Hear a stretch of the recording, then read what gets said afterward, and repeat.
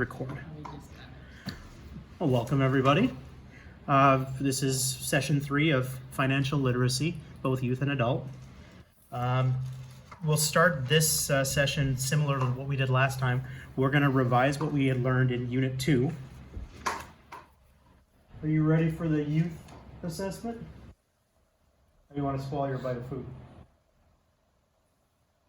I'm gonna listen from back here. That's fine. You listen from back there. Let's go to the adult section first. So I'll throw the questions out there for anybody to answer. I'll be happy to make put the answers out as well. Do you want that Zoom link? Is it? I think we're okay this time. Just Okay. We'll end up recording it anyway. Yeah. I just say one, and once I'll give it to you when you're done. Perfect. And then And I'll you can start. share it with whoever you want, and they can see everything you're seeing. I'll start it from next time. Yeah. Yeah. Okay. So going back to where we talked about last time, we were talking a little bit about the agency relationship and the agency problem. So the first question out there is, what is an agency relationship?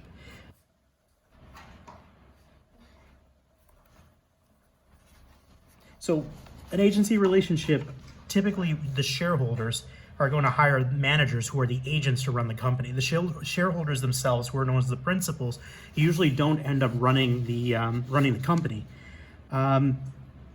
The issue there is then that sets up a conflict of interest wherein the shareholders may have certain goals for the company, and really the question is how to get the managers or the agents to run the company in such a way to meet the shareholders' goals for the company. So the next question then is, what are the 3 internal ways to solve agency problems? So there are external ways and there's internal ways. The internal ways, the first one is to give incentive plans, making the managers shareholders. If you suddenly become one of the shareholders, you're going to have the same alignment as the principal shareholders, and you're going to want to see their goals come to fruition for the company. So giving the managers a chance to become principals in the company is one way of solving the agency problem. You basically they have skin in the game, so to speak. The other way you can do it is performance plans. So you can put your manager on a performance plan, tying their compensation to the earnings per share, the growth of earnings per share, how the market valuation of the company goes up, which we'll talk about a little bit later today.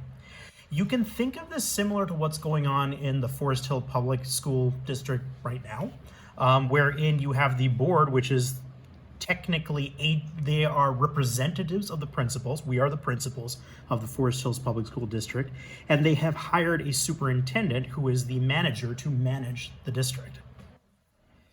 The other way to do it is through shareholder activism. So basically shareholders hold the executive voting powers either directly or through a board of directors in order to fire the manager.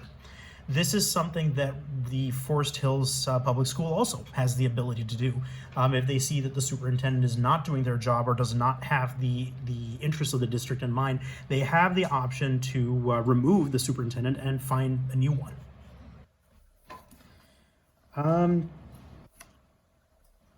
There is a concept called operating profits, and it goes by a different name that completely describes what it is.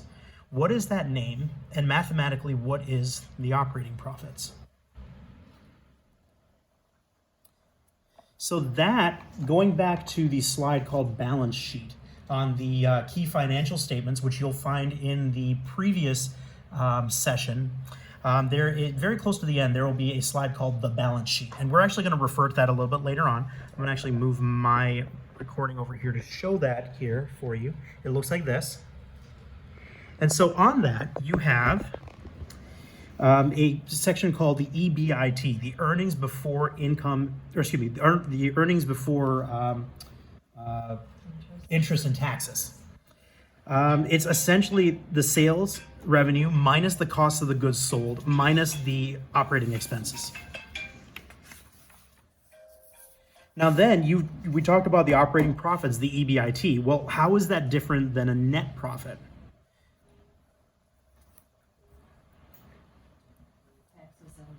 deducted. Yes, that's exactly it. So in order for you to get from EPIT to net profit, now you'll see that in the slide called Bartlett Company Income Scores, which if you wanted to crowd around here, it's on my second screen here. It shows right here the EBIT, the earnings before interest and taxes, and then how you get to the net profit. So the net profit, you have to deduct interest expenses, taxes, and the stock dividends. That'll end up getting you the earnings available for the common stockholders, which is also known as the net profit. Feel free to cluster around the second screen or cluster around here if you want to see this. Okay. Last question is, how is stockholder equity calculated? And how is stockholder equity different than the net working capital?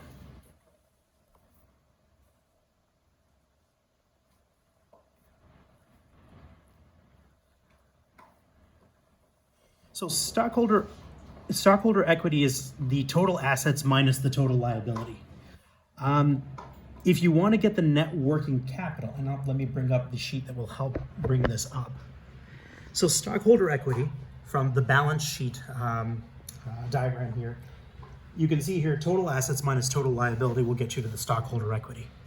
If you want to get the net working capital, you essentially take the current assets minus the current liabilities. Essentially what it is excluding, and the difference is whether or not we are factoring in the long-term fixed assets and the long-term liabilities, or whether we're dealing with the short-term. In the case of the net working capital, we're dealing with all of it, long and short-term. In the case of the stockholder, hold on a second. Reverse that. In the case of the stockholder equity, we are dealing with both the short and the long term. In the case of the net working capital, we're really only dealing with the short-term earnings and the short-term liabilities. Which is typically 1 year. Yes, it is typically 1 year. It can be divided into smaller chunks, as we'll see in today's session, but it is typically for 1 year. Questions about those items? And like I said, feel free to cluster around it because I'm going to have the balance sheet as well as the other sheet up here for the entire session this time around, and it will be very, very helpful. You're up to bat. You want to take your hand at some of the questions? Or not, it's okay. So for the youth course, no thanks? Okay, that's fine. All right, No thanks. that's fine. So the first question for the youth course is, what does money represent, and how is money different than a financial exchange? So money essentially represents purchasing power. The financial exchange is the way that the purchasing power transfers from one owner to another. So the what is the money, and the how is the financial exchange. The second question then is, how is commodity money different than representative money? And how is that different than fiat money? So commodity money is a good that functions as both a method of exchange as well as something that is useful and utile in day-to-day life. So for example, if I was to reach into my hands and I was to pull out, say, a handful of wheat and give that to you and say, hey, that's my payment, that would be an example of commodity money. Representative money is when the money represents ownership of the commodity and you can trade it for that commodity at any one given time. So say, for example, if we went back into the 1970s pre-Nixon and we pulled out a dollar bill and we went to a place where we could exchange it, we would be able to exchange that directly for the same amount of gold because we were on the gold standard at that time. Essentially, that worthless piece of paper represents a commodity that you can take at any time. Fiat money gets rid of the commodity and essentially is a promise from the governing body that a note will be accepted as payment. So essentially the government is saying, yeah, they have to accept it because it is backed by our government and our promise that our government that it will be legal tender. We are currently using fiat money. We have been off the gold standard for some time. Then that brings us to the next question. In what situation is it better to have a representative or a commodity money system than a fiat money system? And that is anytime there's an unstable government. Because if the government gets wiped out, those dollar bills in your pocket right now, they're not worth the paper they're printed on. And you won't be able to get anything for them, and we will likely be back to commodity money at that point again. How is a debit card or a check different than a credit card? Well, that all comes down to who is giving the money. In the case of a debit card or a check, the money is coming directly out of your account, and it is essentially your money that has been taken out of the account and given for the transaction. A credit card basically takes money from the lender, the person who is the institution that has issued the credit card, and says, gosh, we'll foot the bill for you now, but you have to pay us back a little bit later. Oh, and by the way, if you don't pay us back, we'll likely add some interest and fees to it.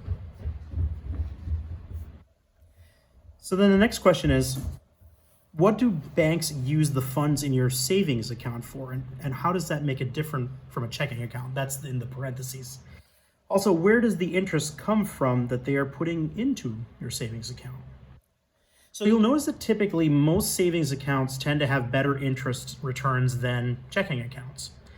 The reason for that is that the bank is counting on you to leave that money in savings for a long time. And so as a result of that, can use that money to fund other people's loans.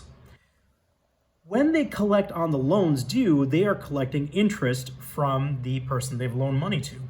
Some of that money goes back into your savings account and becomes your interest, and they pocket the rest, because banks typically, as we discussed last section, are for-profit companies. How is a cashier's check different than a regular check?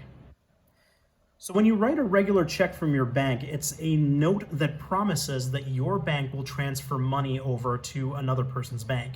It's not instantaneous, and your money is not withdrawn from your account until the person you have given the check to actually cashes the check. A cashier's check, on the other hand, is different.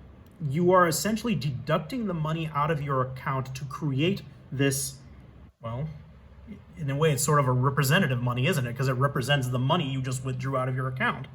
You can then take that cashier's check to the person, and then they will have to deposit it in their bank, but it doesn't necessarily, the money has already been deducted from your account. It just needs to be credited into somebody else's. Now, the scary thing about that is if nobody cashes that, then technically your money is lost in your account, and they never got their money either from that. But the one nice thing about a cashier's check is because you have already taken the money out of your account, it can't bounce. What is the minimum amount of money that a bank or a credit union is insured for and will give you back if it fails? So that's the FDIC and the NCUA. They will insure you up to $250,000. And with that, I'm going to pause it here and see if there's any questions. Otherwise, we will get started into the next section for youth. And that will be the section on interest. Any questions? No, but I understand the youth one. Good. That's what we want. I've already understood that youth one, so I guess I'm ahead there. Perfect. Good.